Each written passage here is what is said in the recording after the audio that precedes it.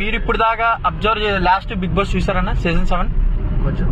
So పల్లవి ప్రశాంత్ ఒక్క point లో Amardeep highlight చేయడం వల్ల, రైతుల గురించి అది చెప్పడం, బీటెక్ అని చెప్పడం వల్ల పల్లవి ప్రశాంత్ హైలైట్ అయ్యాడు.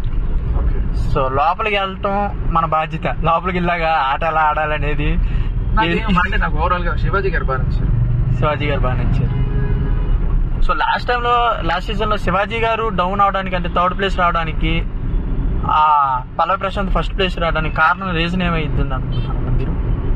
అంటే మేబీ ఆయనే అనుకుని ఉంటారేమో, ఓన్లీ యంగ్స్టర్స్ ని ఎంకరేజ్ చేద్దాం, వాళ్ళు రానివని ఆయనే అందులో రైతు బిడ్డ పాప అని అతను వస్తే బాగుంటుందని అంటే ఆకుండా కనిపించింది నాకు.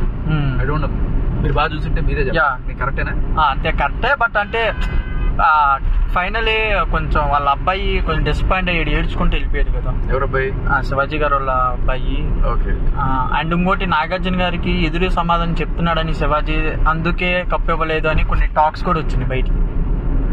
చూసారన్న మీరే? అదే అంటున్నా, ఇప్పుడు రకరకాలుగా అన్వయించుకోవచ్చు ఒక్కొక్కటి దాన్ని.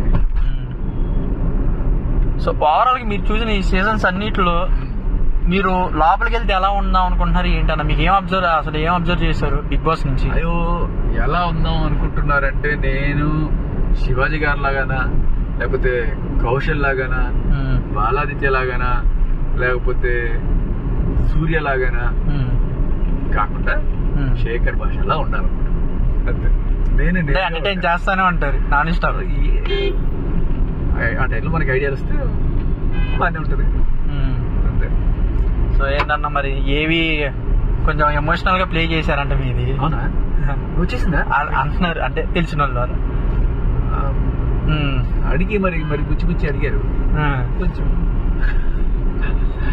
కొన్ని లైఫ్ లో కొన్ని ట్రాజడీస్ టచ్ చేస్తే అప్పుడప్పుడు అలా అవుతా ఉంటుంది. సో మొత్తానికి అంటే అదే పనికి ఎప్పుడైతే గుర్తు తెచ్చుకోను, గతం ముందుకు వెళ్ళాలి ఎప్పుడు. కాకపోతే ఇంకా జీవిత చరిత్ర అది చెప్పమంటారు కాబట్టి కొన్ని at some point of time జరుగుతుంది. అన్నా ఫైనలీ లాస్ట్ క్లిప్